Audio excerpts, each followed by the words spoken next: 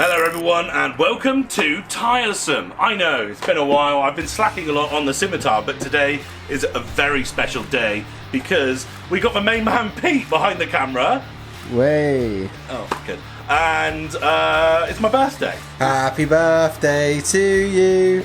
Happy birthday to you. Okay, yeah. Happy birthday, dear Michael. You gotta do that. Happy birthday to you. Good, okay, yeah. Right, Hip hip. I'm waiting. He's a jolly fellow.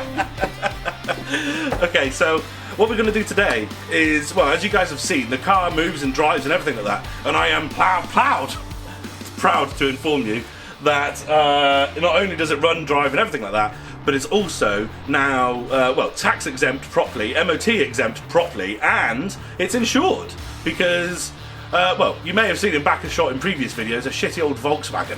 Well, it was actually cheaper for me to keep that insurance rolling when I sold it than to quit it because they would have charged me the rest anyway. So rather than let it go to waste, I thought I may as well transfer the insurance to the Scimitar and actually get some use out of it. Just so you guys know what we need to do first, because we can't just hop in and drive it, unfortunately. What we have to do first is there's one radiator hose that goes, well, not radiator hose, it's a heater matrix hose that's just a little bit loose. So I'm just going to put a couple of turns on that to make sure it's tight. I'm going to put the dashboard vaguely back together and check the electronics such as indicators. Hopefully if the weather stays like this we don't need to worry about wipers, but I will have a quick look at them anyway. Would be a good thing to have just in case we get a shower. And then we're going to go for an actual drive on the road. I can't wait, it's going to be great. I've been waiting so long for this, and when I thought, what do I want to do on my birthday? I think pretty much the only thing I really wanted to do was take my lovely Scimitar out for a spin with my best mate. So let's go and see what happens, eh?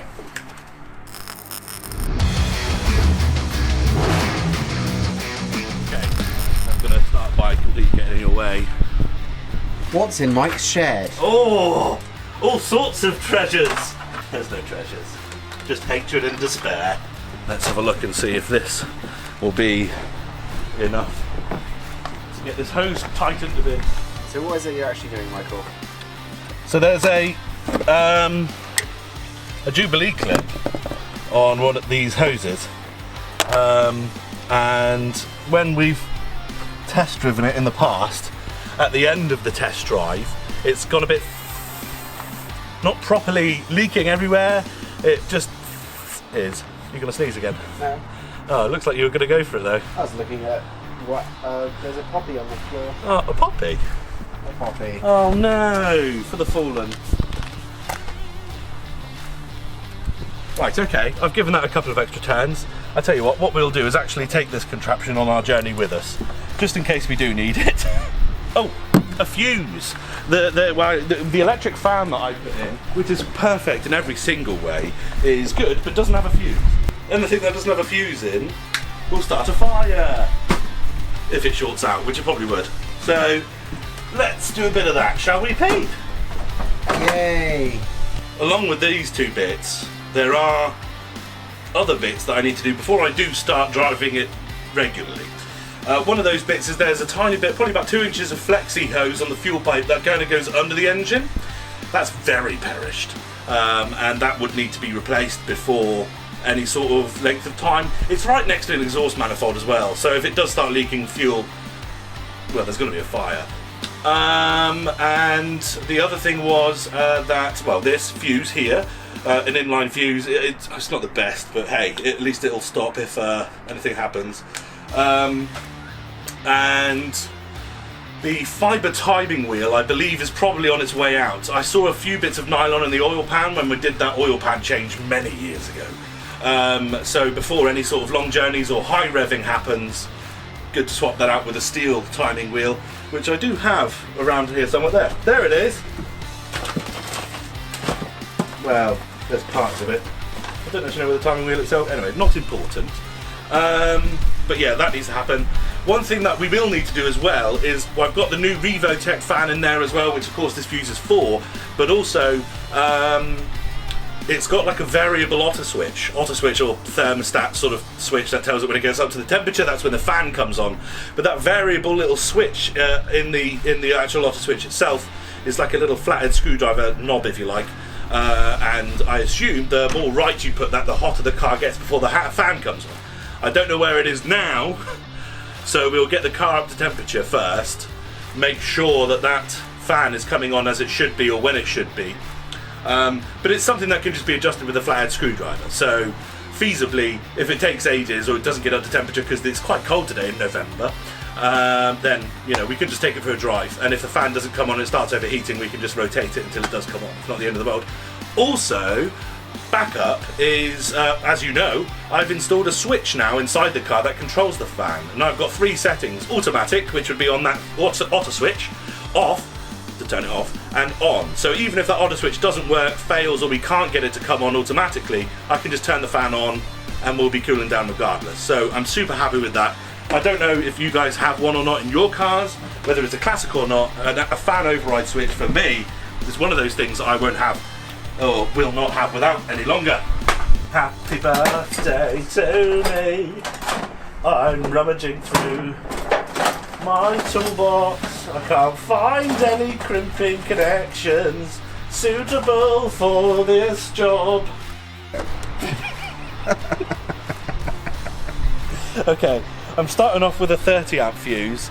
It says on Revotech that is the amperage that it should be, which is great. Just in case that one does go a lot when the fan does kick in if we're out. Instead of being stranded without a fan at all, I've got 40 here as well. So I'll keep that in my pocket just in case we need it.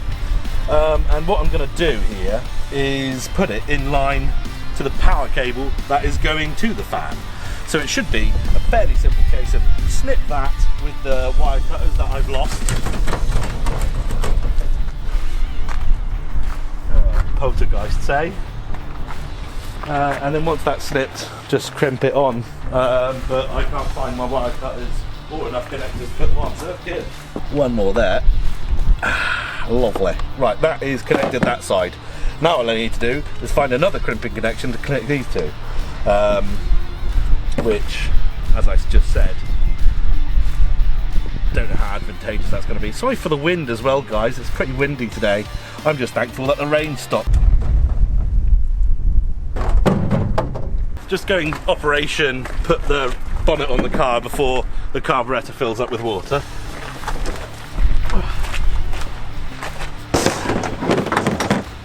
Yep, it's definitely raining. This is good. This is top class. This is good. I mean, it's England, isn't it?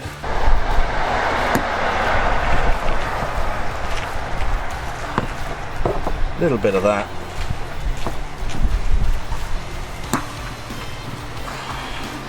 A little go at that.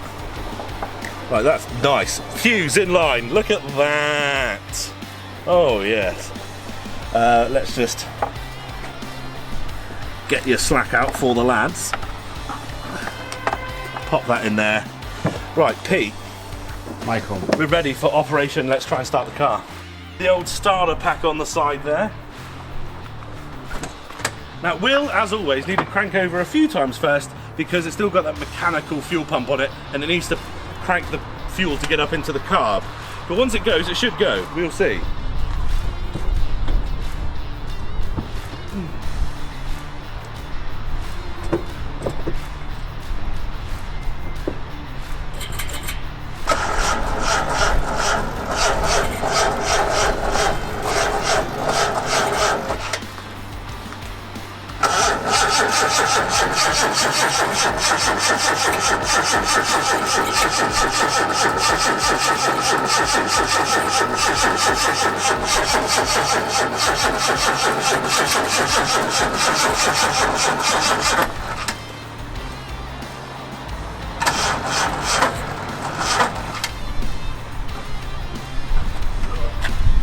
That's cranking pretty slowly for that starter.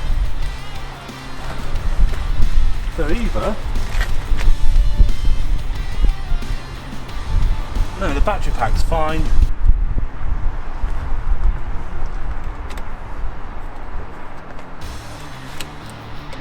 Let's try that. Try a bit of that.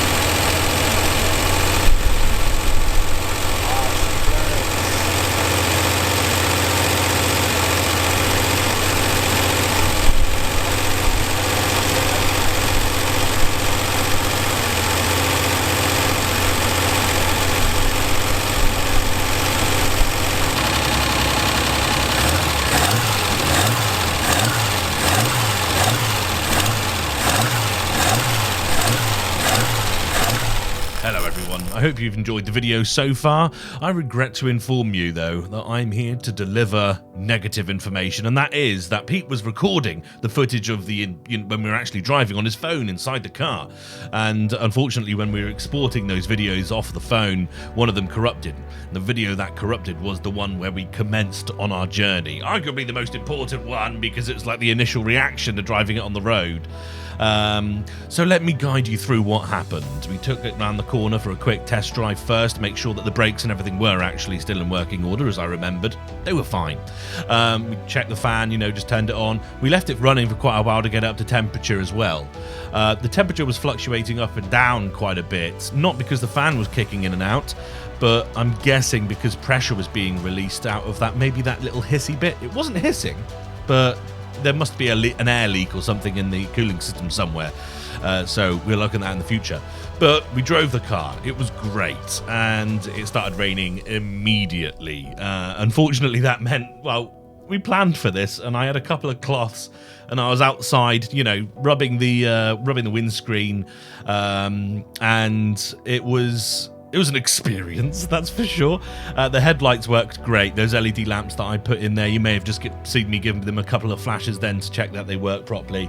But yeah, no, it was great. The car pulls really well. The rear end, like the differential, maybe gearbox, prop shaft, I don't know. I think it is just differential though, is quite noisy. But since I last drove it on the road when it had the automatic gearbox in it, the other thing that has happened is I've removed a lot of sound deadening from the rear, so that would go some ways into also muting that. So it's not really a fair test because it's just like a fiberglass echo chamber in the back with that big scimitar arse on it.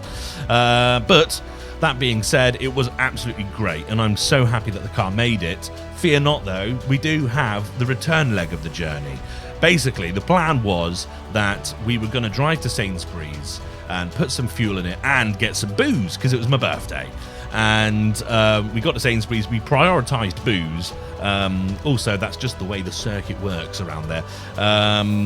So we went to the actual supermarket bit first, and it wasn't until I was walking around the supermarket, already nervous about the return journey, to be honest, that I remembered I didn't bring the battery booster pack. And I'm thinking now, the whole time we're walking around the supermarket, will it start? Because obviously you guys only just witnessed it just about start.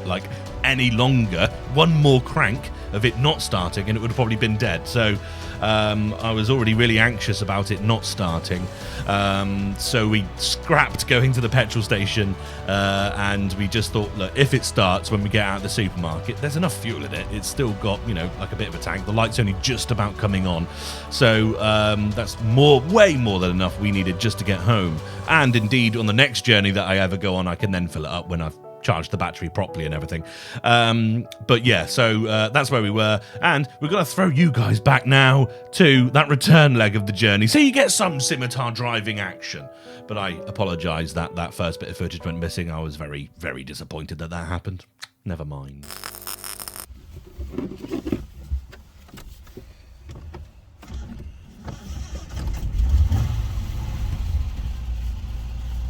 Beauty. Cool. Centre console's come apart. Yes, I thought I would. No!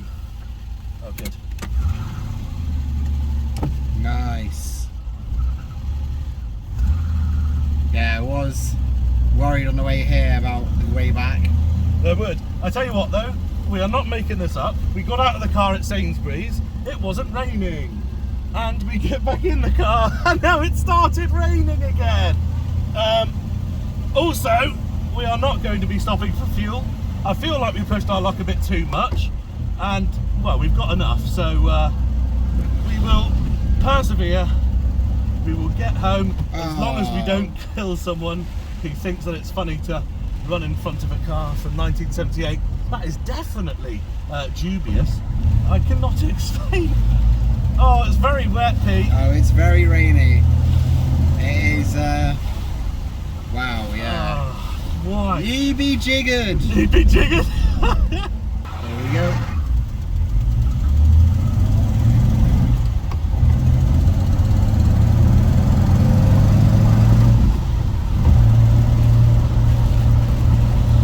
It's hailing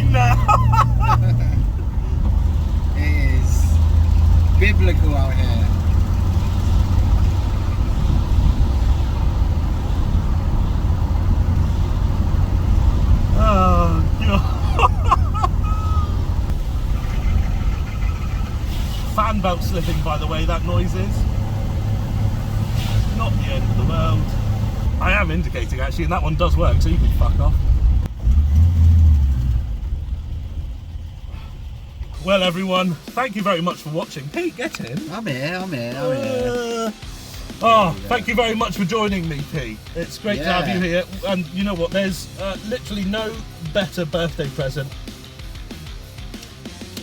to get than to drive my car on the road. It's so good. Yeah, thank God for microfibers. You don't need windscreen wipers, it turns out. They're just a bit of extra weight. Exactly. They are literally just in the way. They're just there, rigid. They're stuck in the way. I need to figure out what that is. More than likely an earthing problem, or indeed a problem with the column switches, because they are notoriously crap on these cars. Notorious. Good. Gangster rap.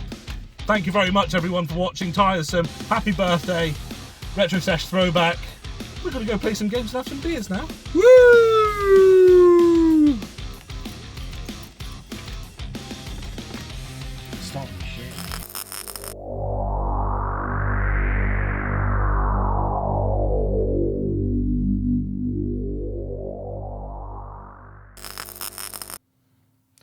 Like and subscribe, won't you guys, eh?